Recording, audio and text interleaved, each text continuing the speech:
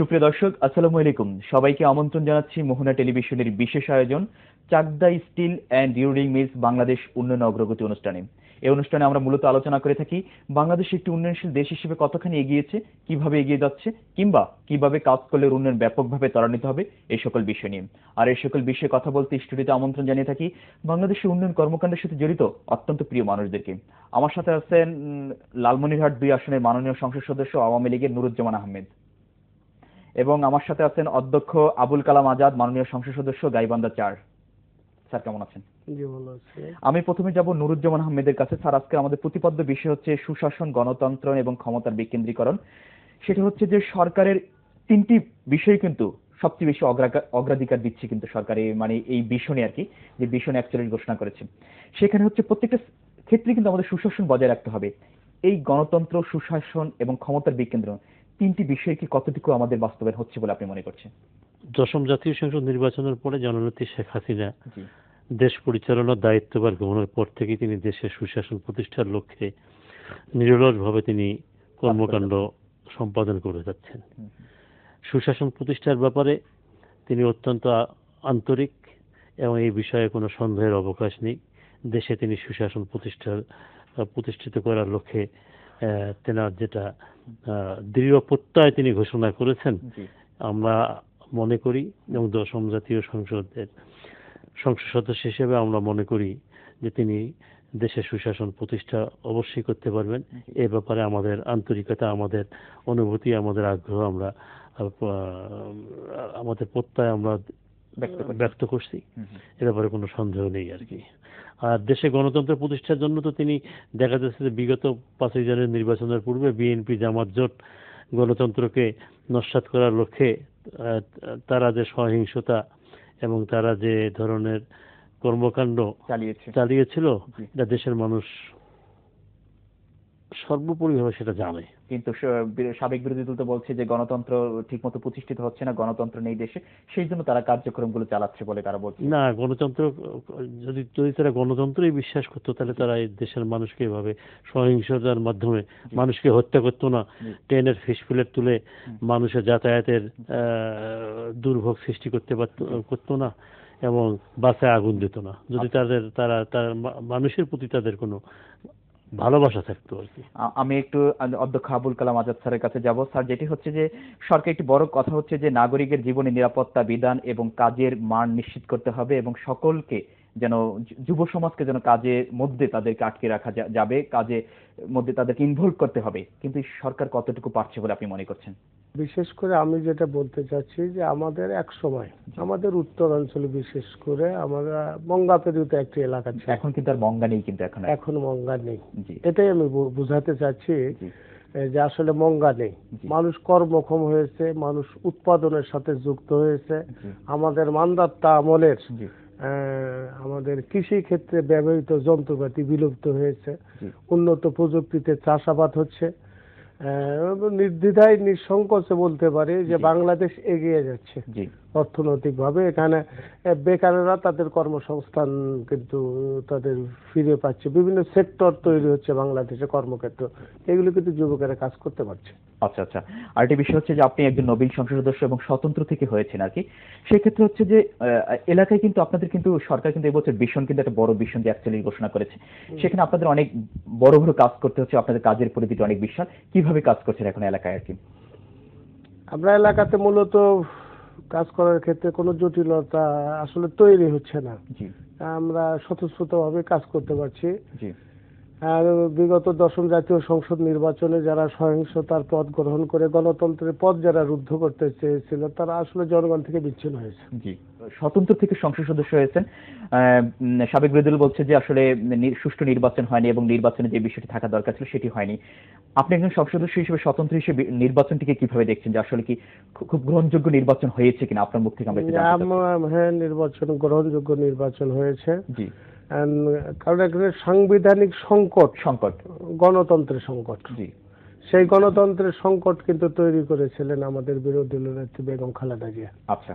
এবং তার সহযোগী ৭১-এর পরাজিত রাজাকার আল-বদর আল-শামস বলে পরিচিত যাদেরকে আমরা মনে করি জামাতে ইসলাম, যারা মৌলবাদের রাজনীতিতে বিশ্বাস করে, যারা বাংলাদেশের উন্নয়নের পথে প্রতিবন্ধকতা বারবার তৈরি করে আসছিলেন, এরাই আসলে গণতন্ত্রকে হত্যা করার চেষ্টা করেছিল। জননেত্রী শেখ হাসিনা অত্যন্ত দৃঢ়তার সাথে গণতন্ত্রকে সমুন্নত রাখার স্বার্থেই মূলত ১০ম জাতীয় সংসদ নির্বাচনটি উনি অনুষ্ঠিত করেছিলেন।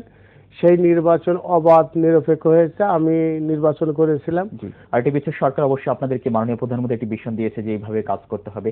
সেই ক্ষেত্রে হচ্ছে যে এলাকায় কিন্তু প্রতিবন্ধকতা কিন্তু অনেক কিন্তু আছে কাজ করার ক্ষেত্রে, কিন্তু আপনি কোন বিষয়গুলো চিহ্নিত করেছেন যে এই প্রতিবন্ধকতা আছে এখনো এগুলোকে মানে কাটিয়ে উঠতে হবে আর কি? এলাকায় প্রতিবন্ধকতা, আমার এলাকায় বিশেষ করে আমার নির্বাচনী এলাকায় এখানে কোনো প্রতিবন্ধকতা আছে বলে আমি মনে করি না। আমার নির্বাচনী এলাকা লালমনিরহাট ২ কালীগঞ্জ আদিতবাড়ি উপজেলা নিয়ে গঠিত। এখানে উন্নয়নের ক্ষেত্রে কোনো প্রতিবন্ধকতা নেই। আচ্ছা। এবং আমি এটা বিশ্বাস করি এবং আমি আন্তরিকতার সাথে আমি দায়িত্বভার গ্রহণের পর থেকে আমি আন্তরিকতার সাথে আমি কাজ করে যাচ্ছি। এবং আমি মনে করি যে এলাকার লোকজনের যাতায়াত ব্যবস্থা, যুবকদের জন্য কর্মসংস্থানের সুযোগ সৃষ্টি করা এবং ঘরে ঘরে বিদ্যুতের আলো জ্বালানো, এটাও একটা সমস্যা। এবং বিশেষ করে শিক্ষার ব্যাপারে বর্তমান সরকারের যেটা লক্ষ্য হলো জাতিকে সুশিক্ষিত করে তোলার লক্ষ্যে বর্তমান সরকার যে পরিকল্পনা গ্রহণ করেছে সেটাকে বাস্তবায়ন করা আর কি। জনাব অধ্যক্ষ আবুল কালাম আজাদ স্যার, আপনি বিষয়টিকে কিভাবে দেখছেন আর কি, যেটা বলে এলাকার ডেভেলপমেন্টের জন্য যে বিষয়গুলো চিহ্নিত করেছে, আপনি এলাকার জন্য কি কি ডেভেলপমেন্টের কি কি বিষয়ে হাত দিয়েছেন এখন পর্যন্ত? আমাদের ৯ম জাতীয় সংসদ নির্বাচনে যারা নির্বাচিত হয়েছিলেন এমপি হিসাবে, ওনারা উন্নয়ন কর্মকাণ্ড এলাকাতে ত্বরান্বিত করেছেন শেখ হাসিনার নির্দেশ অনুযায়ী। সে কাজগুলি ধারাবাহিকভাবে সে কাজগুলি চলছে। মানে আপনি ধারাবাহিকতা বজায় রাখছেন আর কি? আমি সেই ধারাবাহিকতার সাথে সংযোগ রেখে নতুন স্কিম যেগুলি আমি গ্রহণ করছি আমার এলজিডি অথবা অন্য কোনো প্রজেক্টে, এগুলি ধারাবাহিক রক্ষা করে কাজগুলি পরিচালনা শুরু করেছি। আসলে এলাকার যোগাযোগ ব্যবস্থা, বিদ্যুতায়ন, এগুলি একটি দেশের উন্নয়নে এগুলি আসলে খুবই প্রয়োজন। তা আমি শিক্ষার উপর আমি গুরুত্ব দিয়েছি এবং যারা ড্রপ আউট, যারা ঝরে আছে, আমার এলাকাতে রক্সের একটি প্রোগ্রাম রয়েছে। সেই প্রোগ্রাম ঝরে পড়া ছাত্রছাত্রীদের লেখাপড়া করার জন্য শিক্ষা মন্ত্রণালয়, প্রাথমিক এবং গণশিক্ষা মন্ত্রণালয়ের একটা রক্স প্রকল্পের অধীনে সেই কার্যক্রমগুলি আমার এলাকাতে পরিচালিত হচ্ছে। এবং আমি বিশ্বাস করি খুব অচিরেই যে ভাবে শিক্ষার কার্যক্রমটা পরিচালিত হয়েছে, আমার উপজেলায় 100% শিক্ষাকে আমি প্রাধান্য দিতে পারবো এবং এই জায়গায় আমি পৌঁছতে পারবো। আরেকটি বিষয় হচ্ছে যে স্বতন্ত্র সংসদ সদস্যদের যে দলীয় সংসদ সদস্য থেকে কাজের পরিধি একটু আমরা শুনে এসেছি যে একটু কম থাকে বা বাজেট একটু কম থাকে আর কি। আসলে আপনি বিষয়টি কিভাবে দেখছেন, আসলে কি তাই কিনা? আসলে এগুলি ঘটনা বাইরে থেকে যেগুলি শোনা যায়, আসলে বাস্তবে সেরকম না। এখানে সরকার এবং স্বতন্ত্র সদস্যদের মধ্যে কোনো জায়গাতেই আসলে বরাদ্দের ক্ষেত্রে কোনো তফাৎ নেই। আচ্ছা। এগুলি বাইরে থেকে যে গুঞ্জন শোনা যায়, আসলে বাস্তবে সেটা সঠিক। আচ্ছা আচ্ছা। জনাব নুরুজ্জামান, আপনি বিষয়টি কিভাবে দেখছেন আর কি, যে স্যার যেটি বলছেন এর সাথে কতটা একমত? ঠিকই বলেছেন উনি। বিশেষ করে জননেত্রী শেখ হাসিনার সরকার স্বতন্ত্র সদস্য, বিরোধী দলের সদস্য এবং সরকারি সদস্যের মধ্যে যে বরাদ্দ, উন্নয়নের জন্য যেটা বরাদ্দ তিনি সেটা সমভাবে সুষম বন্টনের মাধ্যমেই সেই প্রক্রিয়া অব্যাহত রেখেছেন আর কি। আচ্ছা। আরেকটি বিষয় হচ্ছে সরকার কিন্তু বারবার বলেছে সংসদকে কার্যকরী করা। এখন দেখছি যে যারা বিরোধী দলে আছে আপনাদের জাতীয় পার্টি, তারা কিন্তু সরকারের কতটুকু কাজের সমালোচনা করছে আমি জানি না। সংসদ কতটুকু কার্যকরী আছে বলে আপনি মনে করছেন আর কি? না, বিরোধী দল হিসেবে তারা তাদের ভূমিকা পালন করছে পুরোপুরিভাবে তাদের ভূমিকা তারা পালন করছে। এখানে সরকারের যেটা ভালো কাজ সেটা তারা ভালো বলতেছে, যেটা সরকারের খারাপ সেটার ব্যাপারে সমালোচনা করতেছে বিরোধী দল। একটি বিষয় হচ্ছে যে আমরা তো বারবার শুনেছি যে সরকারের সব কাজের সাথে তারা একমত পোষণ করছে আর কি। এটা আসলে না, সরকার যেটা ভালো করতেছে সেখানে তারা সহযোগিতা করতেছে এবং যেটা সরকার যেটা ভালো করতেছে না সেটার ব্যাপারে সমালোচনা করতেছে এবং সেটার ত্রুটি ধরায় দিয়ে সরকারকে সতর্ক করে দিচ্ছে। আর জনাব অধ্যক্ষ আবুল কালাম আজাদ বলছিল যে আগের সরকার এসে যেটা করেছিল সেটার আপনি ধারাবাহিকতা তিনি বজায় রাখছেন আর কি। আপনি কি যেই সরকার আগে ছিল আপনার এলাকায় যে সংসদ ছিল তার কাজের সাথে কতটুকু ধারাবাহিকতা এখন বজায় হ্যাঁ, রাখছেন? সেটাই, সেই উন্নয়নের ধারাবাহিকতা আমি রক্ষা করে চলছি আর কি। স্যার এই কথাগুলো শুনবো, তার আগে ছোট্ট একটা বিরতিতে যাব। সুপ্রিয় দর্শক, আমরা যাব চাকদা স্টিল অ্যান্ড রিরোলিং মিলসের সৌজন্য ছোট্ট একটা বিরতিতে। আশা করছি আমাদের সাথেই থাকবেন।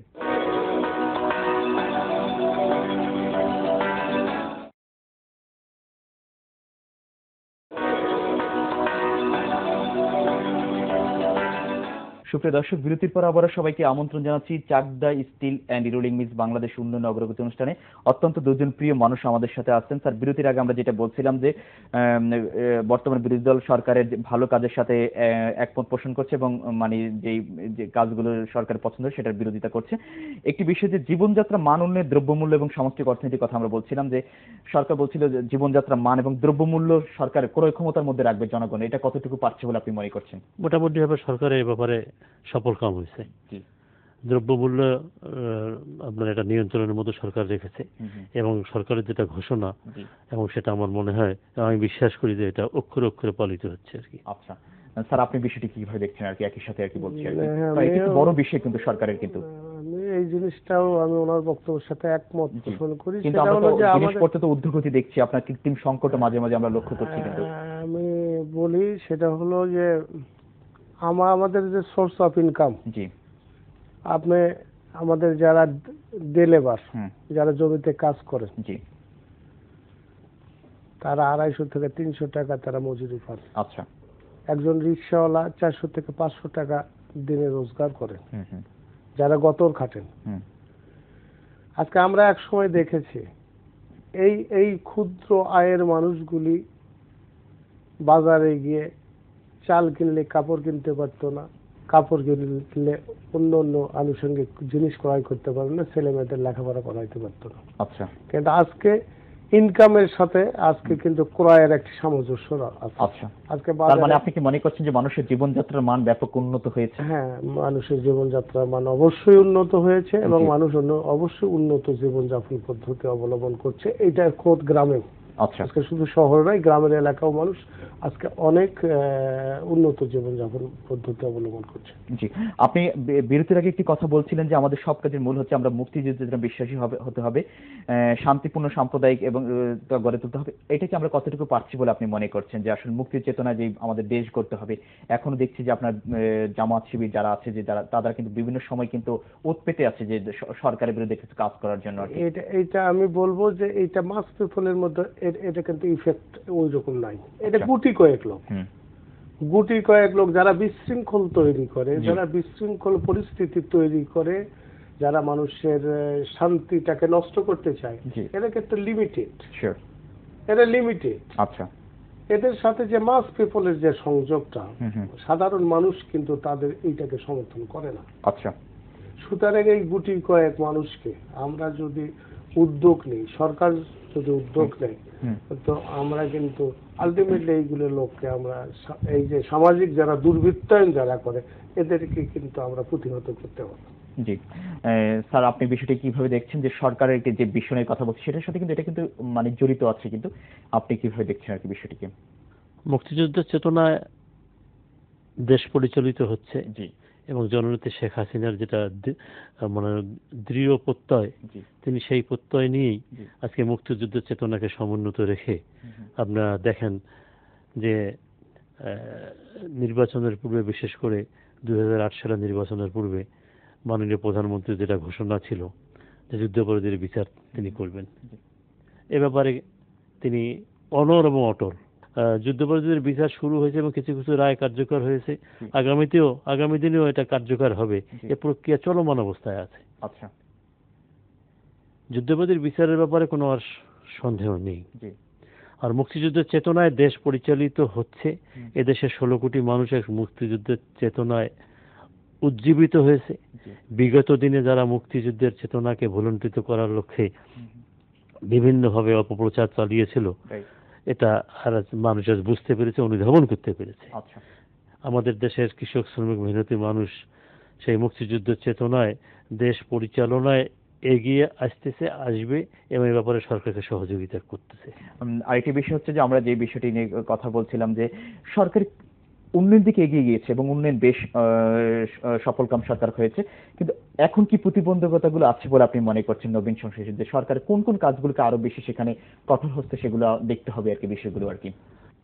এখানে এক শ্রেণীর মানুষ, দুষ্কৃতিকারী বলেন এবং যারা সরকারের ভালো কাজের ভালো না বলে সমালোচনা করে, এই এই শ্রেণীর এক মানুষের কি তারা মানুষ অপপ্রচারের মাধ্যমে মানুষকে বিভ্রান্ত করার জন্য চেষ্টা করতেছে।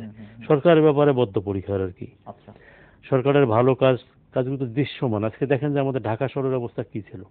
আগামী দিনে যদি সরকার সুষ্ঠুভাবে কাজকর্ম করতে পারে, আমার মনে হয় যানজট সমস্যার সমাধান অবশ্যই জননেত্রী শেখ হাসিনা সরকার করতে পারবে। জি, জনাব আবুল কালাম আজাদ স্যার, যেটা প্রতিবন্ধকতাগুলো আপনি কি দেখতে পাচ্ছেন যে এই প্রতিবন্ধকতা হচ্ছে এগুলোকে সরকার মোকাবেলা করতে হবে বলে আপনি মনে করছেন? জননেত্রী শেখ হাসিনা দুর্নীতির বিরুদ্ধে কঠোর অবস্থান গ্রহণ করেছেন। আমাদের উন্নয়নের প্রতিবন্ধকতা দুর্নীতি। কঠোর অবস্থা আমরা কিন্তু এখনো সুইস ব্যাংকে কিন্তু টাকা কিন্তু দেখছি যে সুইস ব্যাংকে কিন্তু হাজার হাজার টাকা কিন্তু জমে গিয়েছে। কিন্তু ক্ষমতায় যারা থাকতেন, জি, বিভিন্ন সময়ে যে টেন্ডারবাজি হইত, আওয়ামী লীগ সরকার, জননেত্রী শেখ হাসিনার সরকার ক্ষমতাতে আসবার পরে দুর্নীতিটাকে লাঘব করবার জন্য উনি কিন্তু ইতিমধ্যে অনলাইনে টেন্ডারগুলি, ই টেন্ডার থেকে শুরু করে অন্যান্য সমস্ত কিছু অনলাইনে হচ্ছে। দুর্নীতিটা কমে যায়। এখানে দুর্নীতি করবার কোনো সুযোগ নাই, পক্ষপাতিত্ব করবার কোনো সুযোগ নাই, এখানে ব্যালট বাক্স ছিনতাইয়ের কোনো অবকাশ নাই। তো এটার থেকে আমরা ধরে নিতে পারি যে আসলে দুর্নীতিকে রোধ করবার জন্য সরকার আসলে বিভিন্নভাবে বিভিন্ন পলিসি গ্রহণ করছে। আমি কৃষিক্ষেত্রে আমরা কৃষকদের যখন সাবসিডি দেন কৃষি বিভাগ, তখন 10 টাকা করে টাকার একটি ব্যাংক অ্যাকাউন্ট উনি খুলেছেন।